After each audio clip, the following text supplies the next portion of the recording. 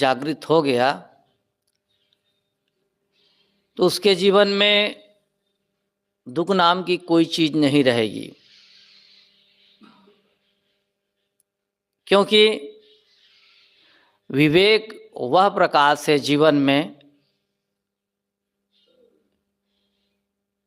जिससे हम क्या सही है और क्या गलत है इसको आसानी से समझ सकते हैं, और समझ करके जो गलत है उसका त्याग करके सही का हम आचरण कर सकते हैं।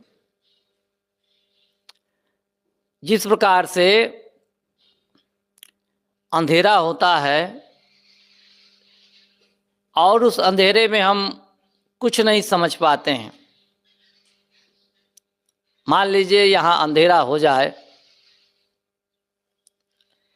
फिर हम देख नहीं पाएंगे कि यहाँ क्या क्या चीज है और कौन कौन बैठे हैं।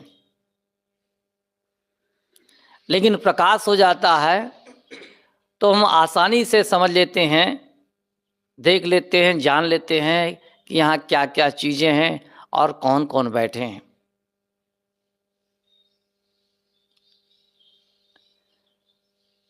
सदगुरु कहते हैं, माया मोह सकल संसारा, ये विचार न काहू विचारा। माया मोह कठिन है फंदा, करे विवेक सोई जन बंदा। राम नाम ले बेरा धारा, सो तोले संसार ही पारा। राम नाम अति दुर्लभ, औरे ते नहीं काम। आदि अंत और युग युग, मोहि राम ही ते संग्राम।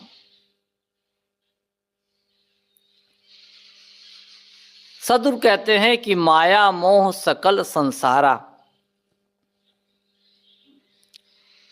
संपूर्ण संसार में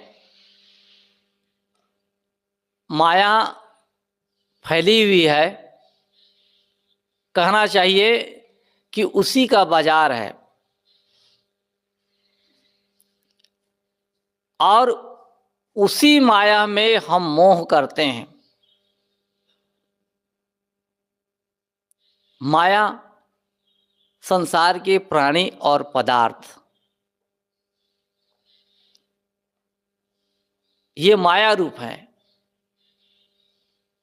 और इन्हीं में हमारा मन उलझा रहता है। पद है, प्रतिष्ठा है, और सम्मान है, धन है, जमीन है, मठ है, पैसे हैं, ये सब माया रूप हैं। माया इसलिए कहा जाता है, ये पास में हम रखते हैं इन्हें, लेकिन एक समय आता है कि हमसे ये छूट जाते हैं, हमारे पास टिक नहीं पाते हैं। और इसलिए माया है। माया का अर्थ ही होता है जो हमारे साथ रहते हुए भी हमारे पास नहीं है, रहते हुए भी हमारे नहीं हैं, मिलकर छूट जाने वाले हैं। इसलिए कहते हैं इन्हें माया। हाथ में तो आया है, लेकिन हाथ से ये उसको छूट जाना है, अभी नहीं तो कभी। इसलिए इस बात को सदगुरु कबीर साहब जी कहते हैं कि ठीक से समझ लेना बहुत जरूरी है। इस माया से बचने के लिए बस एक उपाय है, वो है विवेक। और इस माया की जरूरत है हमें। क्यों? इसलिए कि हमारा जो शरीर है यह भी माया है। ये साथ में शरीर है, ये माया है। कुछ समय के बाद ये शरीर नहीं रहने वाला है। इसलिए ऐसा जो शरीर है उसके लिए ऐसी ही चीजें चाहिए जीवन निर्वाह के लिए, और वह है संसार के प्राणी पदार्थ और जीवन निर्वाह की चीजें। आदमी इस बात को नहीं समझता है और बेतहाशा संसार के जो प्राणी पदार्थ हैं इनको अपना मान करके वो मोह और लोभ करने लगता है।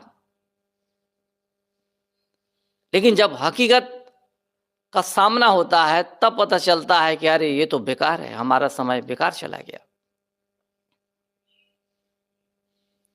देखिए, इसी नशे में, माया के नशे में, ये माया का नशा क्या होता है, आदमी को आदमी नहीं समझता है। गरीब आदमी है तो हम उनकी जमीन हड़पने के लिए तैयार रहते हैं, कहा हमारे नाम लिख दो, नहीं तो समझ लेना। बेचारा गरीब है, लिख देता है नाम। कोई धनी आदमी उसके पास चला गया, कल तुम हमें इतना रुपया देना। पूछता है भाई क्यों? पूछने की कोई जरूरत नहीं, इतना रुपया तुम ला के हमें दे देना, नहीं तो समझ लेना। वो डर में दे देता है। ऐसे ही न जाने नाजायज तरीके से कितने रुपये बटोरते हैं लोग, अब कितनी जमीनें हड़प लेते हैं लोगों के। अंत में न वो पैसे काम आते हैं न जमीन काम आती है। जिनकी जमीनें होती हैं गवर्नमेंट उनको उनकी जमीन उन्हें दे देती है, और जो हड़पी हुई जमीन है और सरकारी है तो गवर्नमेंट फ्लैट बनवा देती है और गरीबों को बांट देती है। यह है नशा। और अंत में क्या होता है? अंत में वो भय में जीता है, इधर उधर भागता है। यह है माया और माया का मोह।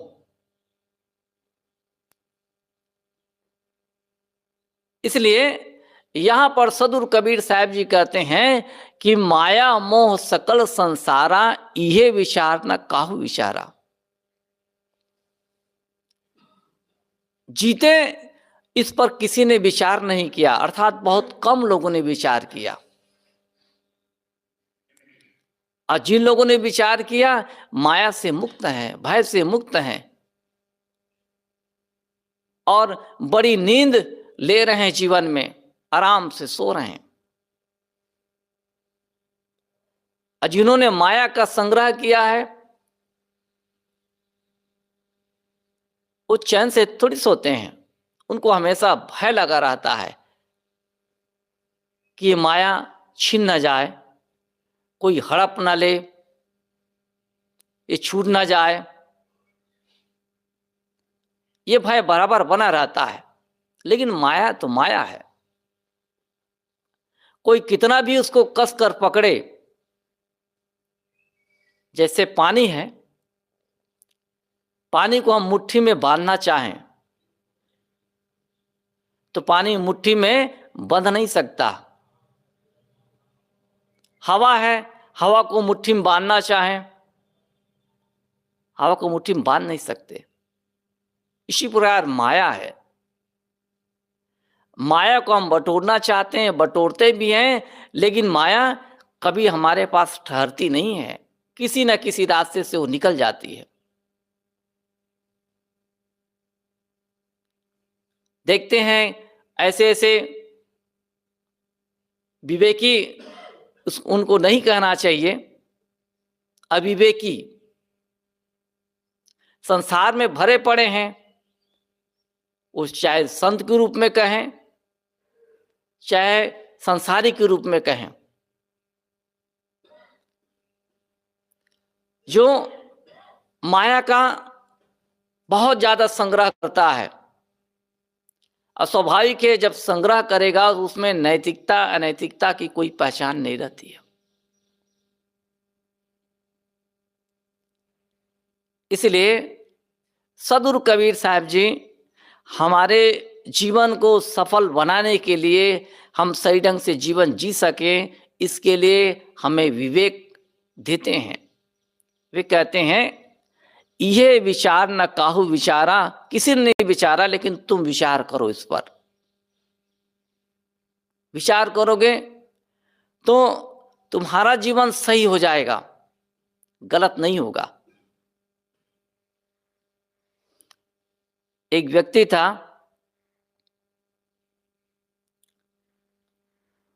उसके मन में हुआ कि मेरे भाई का माने कोई बाल बच्चे नहीं हैं, उनके कोई बाल बच्चे नहीं हैं, तो क्यों ना मैं भाई की जमीन हड़प लूं। और हड़प भी लिया।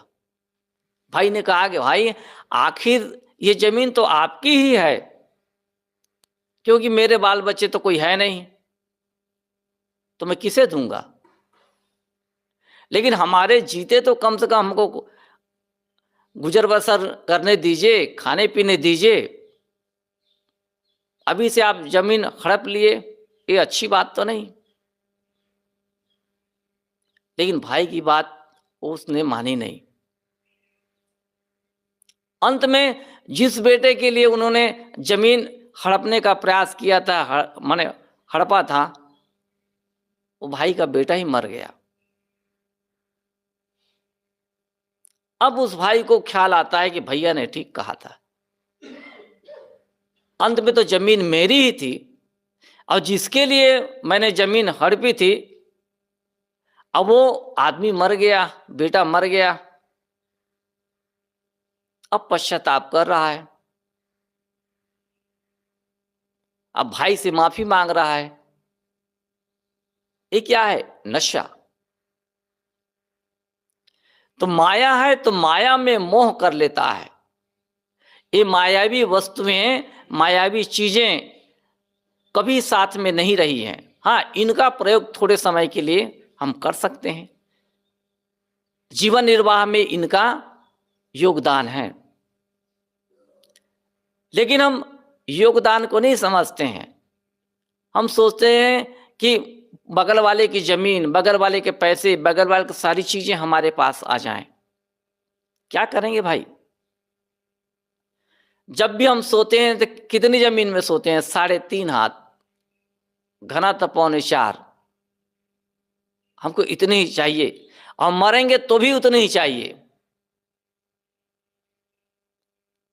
लेकिन फिर भी मनुष्य के मन में ये माया के प्रति मोह इस प्रकार से हो जाता है कि वो किसी के कहने पर मानता नहीं।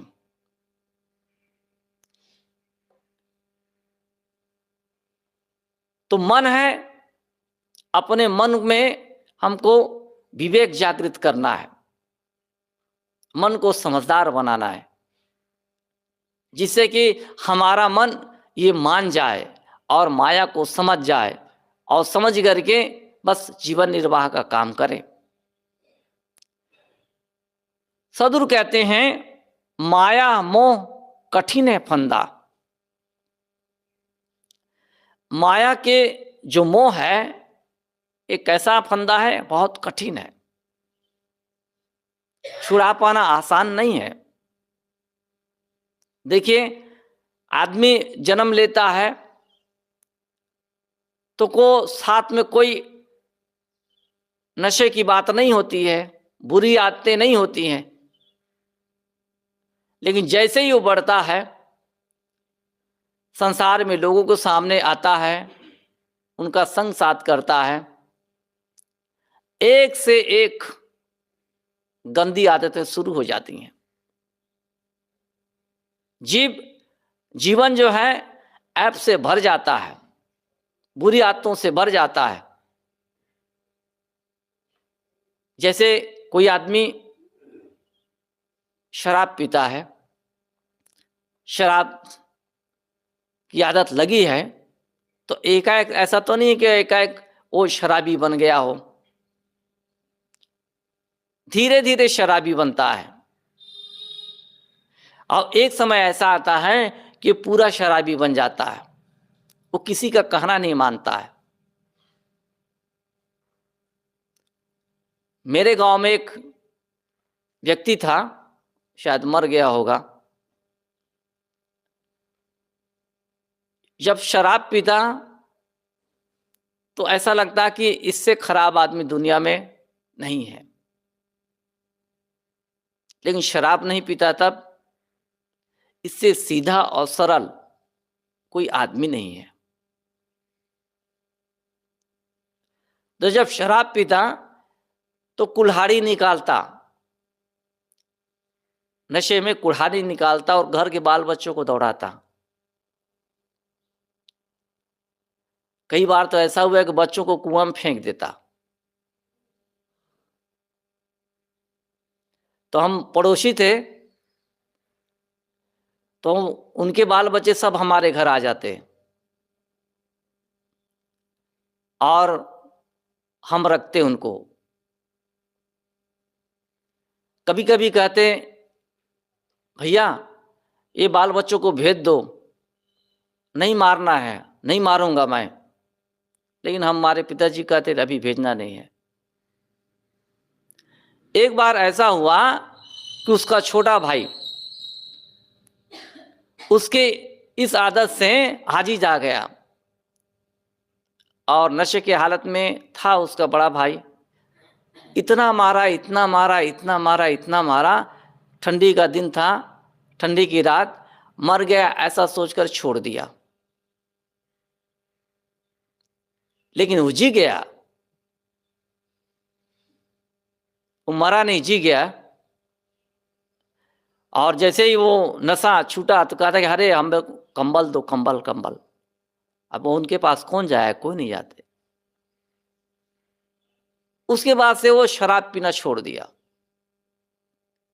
छोड़ ही दिया। देखो ऐसी दुर्गति होती है। ये क्या है? मोह है, नशे के प्रति मोह। तो सदगुरु कहते हैं कठिन है फंदा, बुरी आदतों का लग जाना आसान है, लेकिन बुरी आदतों को छोड़ना ये बहुत कठिन है, ये माया है।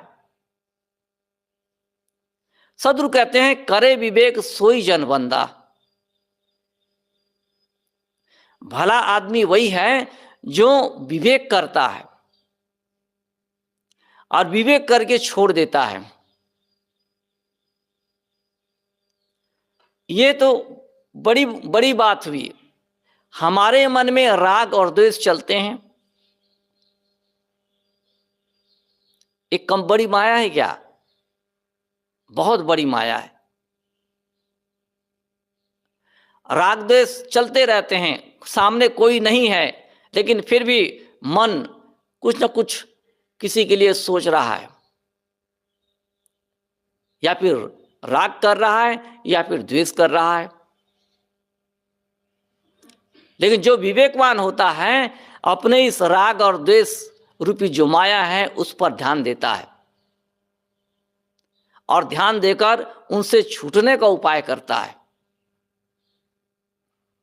सदगुरु संत हमें यही उपदेश करते हैं कि मन में जो राग और द्वेष है संसार के प्रति, संसार के प्राणी पदार्थों के प्रति जो प्रीता है, उस प्रीता से अपने को हटाना है। इसलिए विवेक जब जागृत हो जाता है, विवेक पैदा हो जाता है, हम विवेकी हो जाते हैं, तो आसानी से धीरे धीरे धीरे हम बात समझने लगते हैं। एक बार हम लोग भ्रमण में थे, पूज्य गुरुदेव जी के पास किसी ने कहा कि गुरुदेव जी ये नए नए ये ब्रह्मचारी आए हैं, इनको जरा यहाँ घुमा दें क्या? तो गुरुदेव ने कहा कि हाँ ठीक है, घुमा दो। तो उन्होंने घुमा दिया। शाम को जब आए तो बंदगी किए, ईश्वर परमात्मा खुदा गॉड वो मैं हूं, यहां तक सही है। लेकिन कह देते हैं कि भाई मैं ही ये संपूर्ण संसार हूं, पूरा विश्व मैं ही हूं। सदगुरु कहते हैं यही इनका तत्व विचार है, जो कि एक भ्रम पैदा करता है। मैं वह तत्व हूं जिसको मैं खोजता हूं। सदगुरु कहते हैं यहां तक तो सही है, लेकिन आगे चलकर इसमें अतिरेक हो जाता है। फिर कहते हैं जड़ चेतन दोनों अभिन्न हैं, ये पूरा विश्व मैं ही हूं। तो यहां पर एक भ्रम उत्पन्न हो जाता है। सदगुरु कहते हैं कि ये लोग इनको ऐसा मानते हैं कि भाई अब तो हमें ब्रह्म ज्ञान हो गया, अब तो हमें जिस तत्व की खोज करनी थी वो तत्व मिल गया, ऐसा मानते हैं। सदगुरु कहते हैं भव मर्याद बहुत सुख लागा। संसार में इन लोगों की बड़ी प्रतिष्ठा हुई, बहुत सम्मान मिला, और इस प्रकार इन्होंने सोच लिया कि अब तो हमारा जो संशय है, हमारे मन में जो संदेह था वो खत्म हो गया। लेकिन सदगुरु कबीर साहब जी कहते हैं संदेह खत्म नहीं हुआ है। जड़ चेतन अलग अलग हैं, एक नहीं है, अभिन्न नहीं है, बल्कि भिन्न भिन्न है। इन संसार में मिट्टी, पानी, आग, हवा ये जड़ तत्व माने जाते हैं, अनेक हैं, इनके परमाणु भी हैं। वैसे ही चेतन बहुत हैं, अनगिनत हैं, एक चेतन नहीं है। देखने में, अनुभव करने में ये समझ में नहीं आता कि सब एक हैं, ऐसा नहीं लगता। एक आदमी सोया है, दूसरा आदमी उठा है, एक आदमी चल रहा है, दूसरा आदमी सोया है, एक आदमी आ रहा है, दूसरा आदमी जा रहा है। एक कहां है, अनेक हैं। तो सदगुरु कबीर साहब जी कहते हैं कि ये भ्रम है इनको कि हम एक हैं, और इस भ्रम का वे मानते हैं कि हमारे मन में जो भ्रम था उस भ्रम का निराकरण हो गया, संदेह दूर हो गया।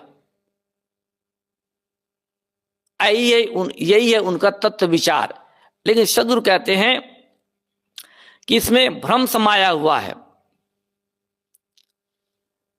देखत उत्पत्ति लागुन बारा, एक मरे एक बरे एक करे बिचारा। सदगुरु कहते हैं संसार में देखो, एक की उत्पत्ति हो रही है और दूसरा मर रहा है। यही संसार, यदि इनके हिसाब से ऐसा होता, अभिन्न होता, जड़ चेतन अभिन्न, तो क्या होता? मरता सो मरता। लेकिन अभिन्न भिन्न है, इसलिए एक मरे एक करे बिचारा। एक आदमी है वो सांसारिक प्राणी पदार्थों में आसक्त होकर मर रहा है, और दूसरा है मरने के लिए विचार कर रहा है।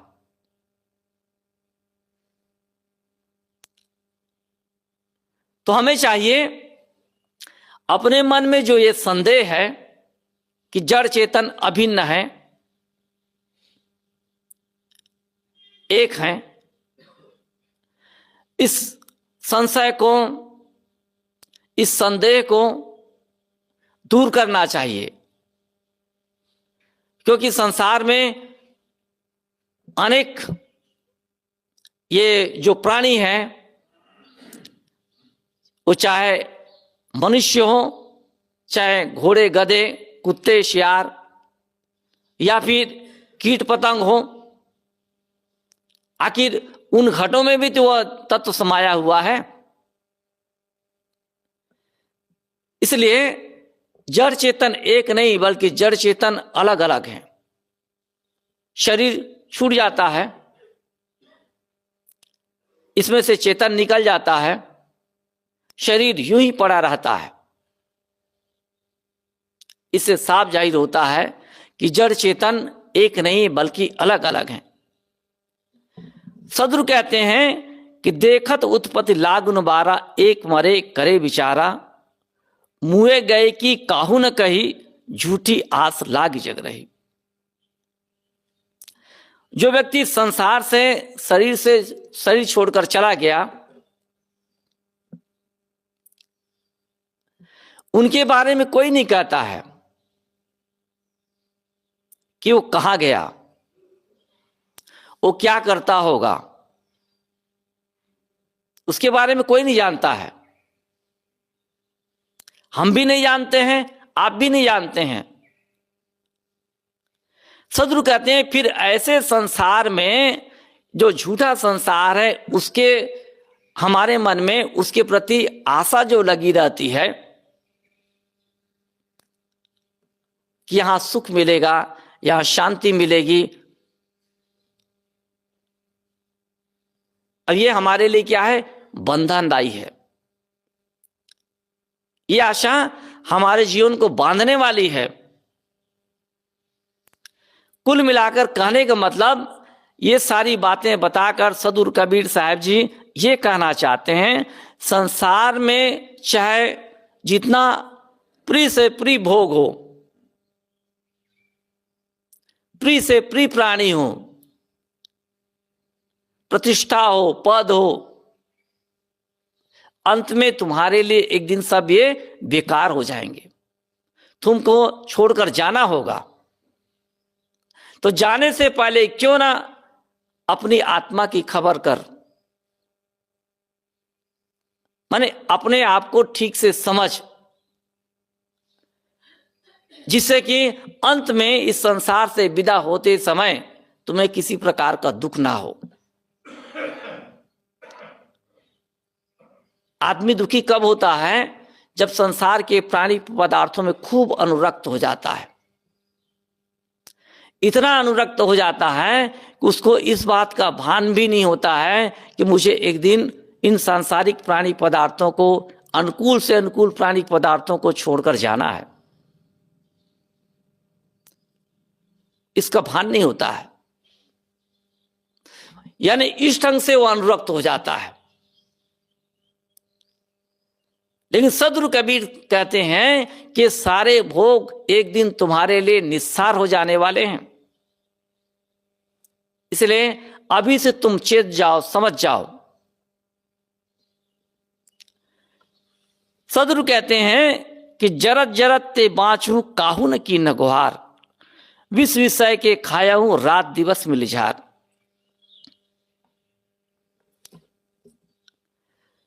जरत जरते बाँचू काहू न की न गुहार। यदि आदमी सांसारिक प्राणी पदार्थों के मोह माया में पड़कर अपने को जलाता है, और इस ढंग जलाता है कि बचने का कोई नाम नहीं है, अथवा यूं कहें कोई समझदार व्यक्ति इंगित करता है, स्वाभाविक है, कोई आदमी गलत दिशा में जा रहा होता है, गलत काम कर रहा होता है, कोई आदमी मिलता है, देखता है उसकी ओर, अरे क्या ये तो गलत करता है, तो बचाने का कोई आदमी काम करता है कि ये जलते जलते बच जाए तो कितना अच्छा हो। लेकिन आदमी उसके बचाने पर भी ध्यान नहीं देता है, तो कैसे बच सकता है? नहीं बच सकता। सदगुरु कहते हैं कि ऐसा कोई विचार नहीं करता कि भाई सामने वाला व्यक्ति कह रहा है तो उनकी बातों को सुनो, लेकिन नहीं, हम उसी में जल रहे हैं तो हमें जलने दो। जरत जरते बाचू काहू न की न गुहार। किसी ने सदगुरु के दरबार में जाकर प्रार्थना नहीं की, हे सदगुरु, हे संत, हमें अपना कल्याण करना है, हमें रास्ता बता दीजिए जिससे कि हम इस दुखालय संसार से पार हो सकें। किसी ने गुहार नहीं किया, बल्कि गुहार करने के बजाय क्या है, उसी में पड़े रहने के लिए वो अपने आप को समझते हैं कि इसी में पड़े रहने दो। अब क्या करें भाई, गिर तो गए भाई, गिरे रहने दो। यहां सदगुरु कबीर साहब जी कहते हैं, ये संसार में फंसे हुए लोग, संसार के जो प्राणी पदार्थ है, मोह माया में फंसे हुए लोग, उनमें जल रहे हैं जरूर, लेकिन बचने के लिए किसी सदगुरु संत के पास, समझदार के पास जाते नहीं हैं कि हमें बचा लीजिए। बल्कि क्या कहते हैं, विष विषय के खाया हूं रात दिवस मिलिचार। जिस विषय वासना में पड़े हैं उसी में पड़े हुए हैं, उन्हीं प्राणी पदार्थों में अनुरक्त हैं, और रात दिन क्या है, उसी में पच रहे हैं। तो जीवन में ये बड़ा काम है और बड़ी बात है कि हम अपने आप को समझने का प्रयास करें। देखिए, अन्यथा सदगुरु कबीर को ये सारी बातें कहने की क्या जरूरत थी, कोई जरूरत नहीं थी। लेकिन उन्होंने अपने जीवन काल में देखा संसार में ये मनुष्य की क्या दशा है, बहुत दुर्गति है। इसलिए उन मनुष्यों को देखकर उन्होंने ऐसी बातें कही हैं जिससे कि संसार में जो आने वाली पीढ़ी है, यदि वो समझ सकें, बातों को पढ़ सकें, तो शायद वो अपने को किनारे करके आगे बढ़ सकें। इसी उद्देश्य से उन्होंने ये बातें हम लोगों के लिए रखी है। उनको पता था कि बात बहुत दूर तक जाने वाली है। जब सड़ी गली बातें किसी ने कह दी हैं वर्षों पहले, वो सड़ी गली बातें आज भी हमारे जीवन में हम लेकर चल रहे हैं और उन बातों से सड़ रहे हैं। ऐसे ही यदि कोई समझदार मेरी इन बातों को समझ ले या अथवा समझ जाएगा, तो शायद बहुत लोगों को वो कल्याण के रास्ता में ला सकता है। शायद इसी उद्देश्य से उन्होंने ये बात कही है। तो कहने का मतलब यह है, व्यक्ति को चाहिए कि वो स्वयं अपने जीवन को सांसारिक जो प्राणी पदार्थ हैं, भोग पदार्थ हैं,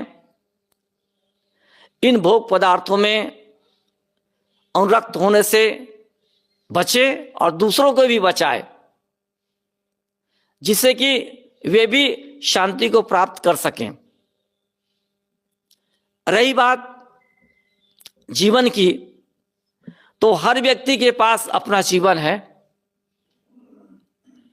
अपने अपने ढंग से सभी समझते हैं कि मुझे जीवन में सुख है या शांति है, दुख है या अशांति है, सब समझते हैं। लेकिन कोई समझदार व्यक्ति मिल जाता है, अब बातों को ठीक ठीक समझा देता है, तब बात भली प्रकार से समझ में आती है। और जो समझदार होते हैं, अपने को जो भोग का रास्ता है, सांसारिक रास्ता है, इस रास्ते से अपने को ऊपर उठाता है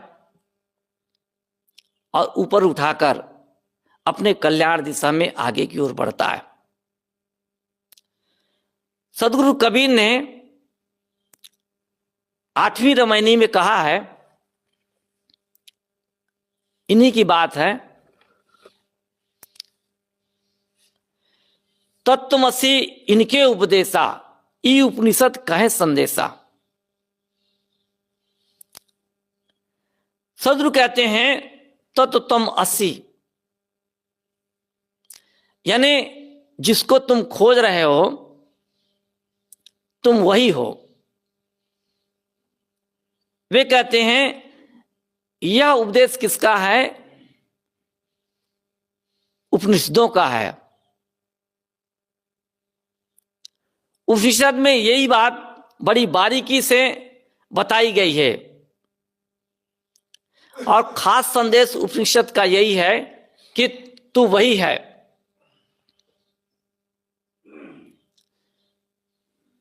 यद्यपि व्यक्ति को ये बात उपनिषद काल में बहुत सही ढंग से सुनने को मिली होगी, लेकिन इसका प्रचार प्रसार बहुत कम हुआ है, नहीं के बराबर। अंत में आदमी जब हार जाता है, सांसारिक जो प्राणी पदार्थ हैं इनमें अनुरक्त हो जाता है और इनमें इनके बीच रहकर जो दुख मिलता है,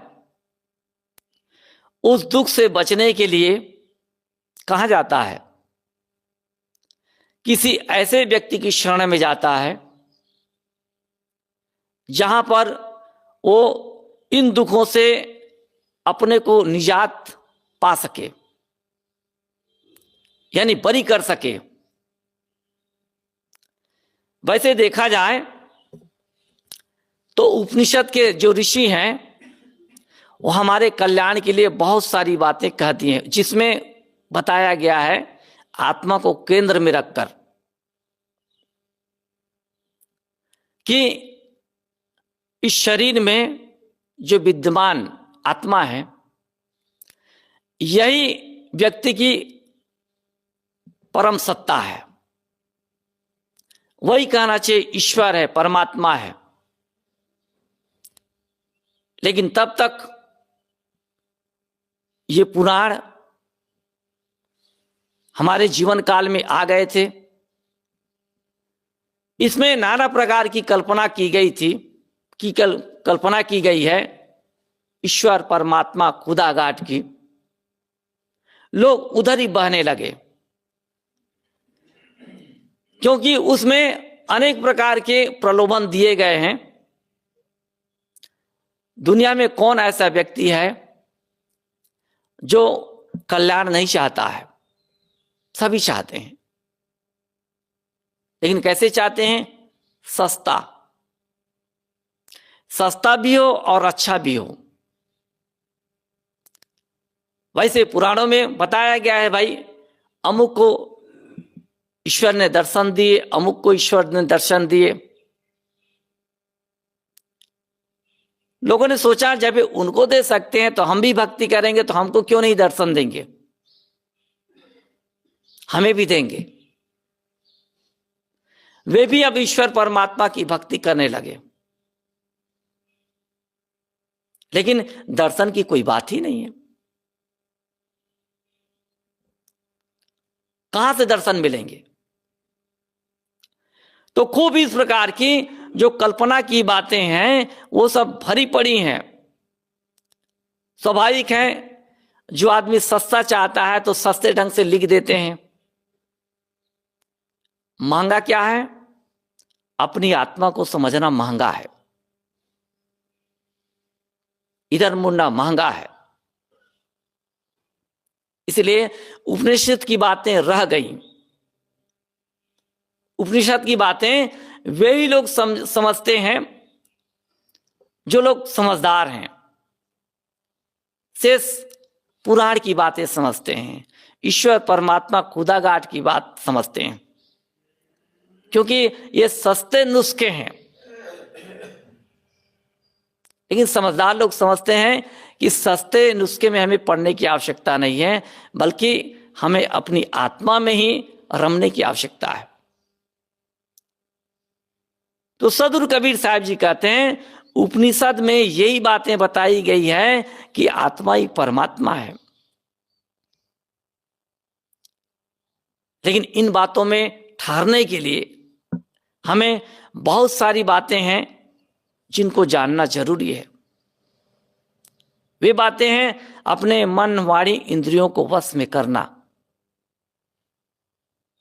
और वश में करके अनुकूल प्रतिकूल जो स्थितियां आती हैं उनको देखते रहना। देख करके उनको मन यदि उनमें उलझ जाता है तो मन को वहां से ठीक करना। मान सम्मान की बातें आती हैं तो उनमें भी न उलझना। लाभ हानि की बातें आती हैं तो उनमें भी न उलझना। ये क्या है? अपनी आत्मा की ओर जाना है। अन्यथा सांसारिक जो प्राणी पदार्थों में फंसा हुआ है वो इस ढंग का बर्ताव नहीं कर सकता।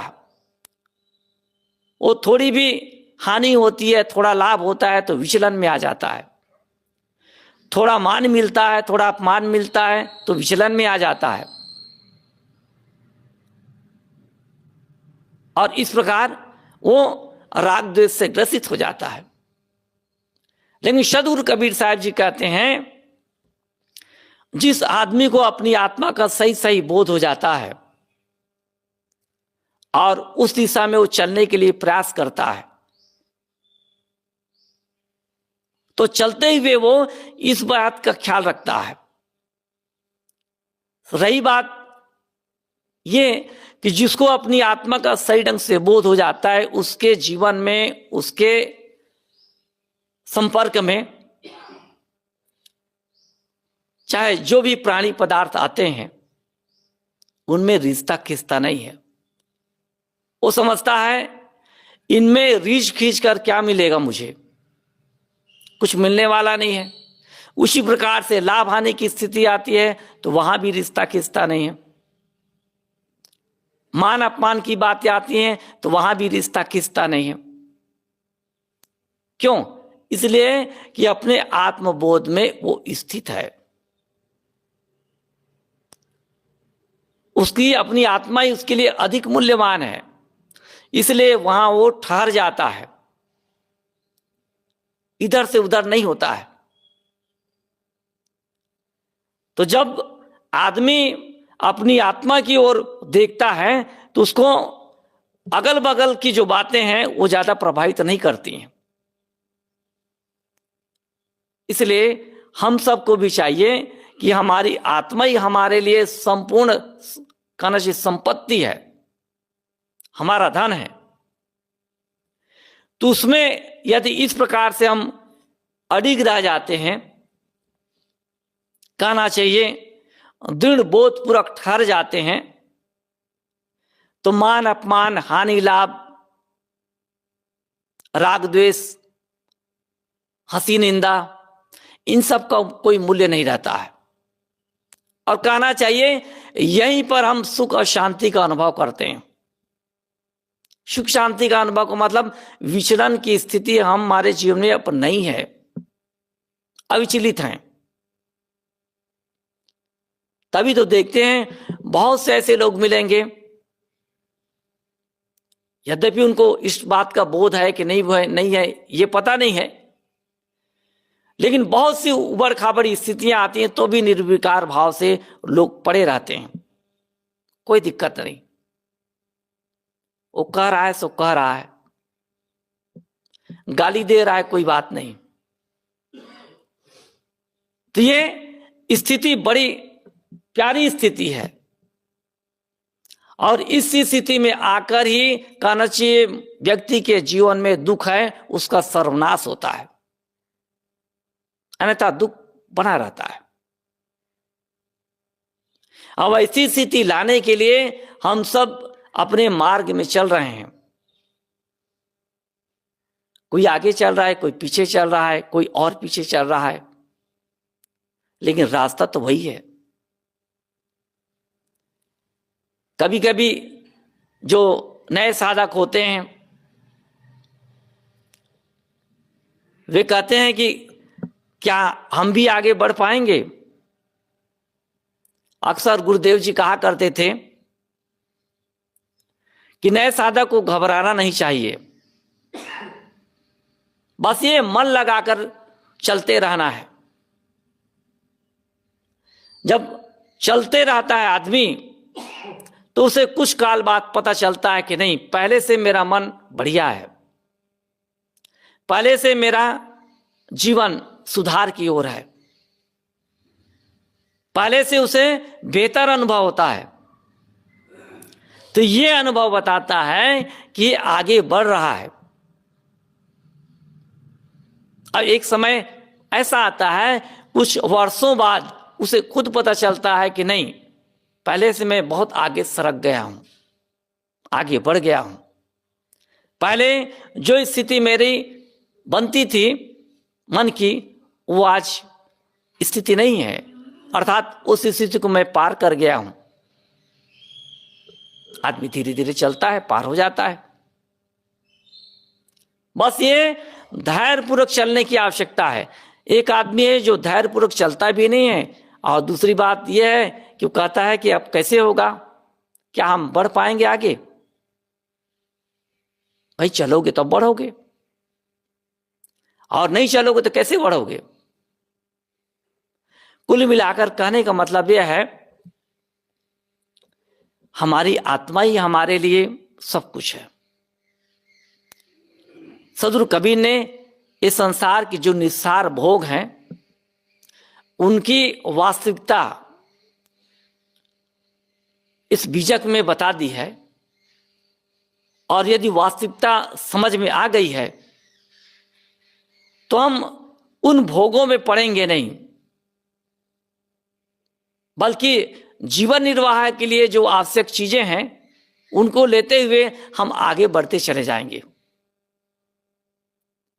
क्योंकि इस संसार में जीवन निर्वाह भी करना है। शरीर ऐसे ही नहीं चलेगा, खाना है, पीना है, कमाना है,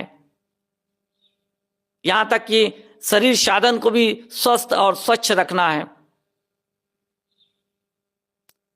तो हमको भोग जो आवश्यक चीजें हैं वो तो लेते ही आगे बढ़ना है।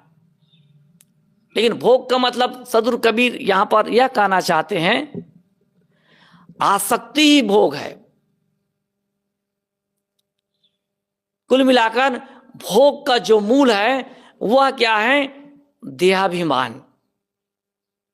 भोग का मूल यहीं से शुरू होता है। हमारे देह के प्रति हमें आसक्ति जम जाती है, अभिमान आ जाता है, यहीं से भोग शुरू हो जाता है।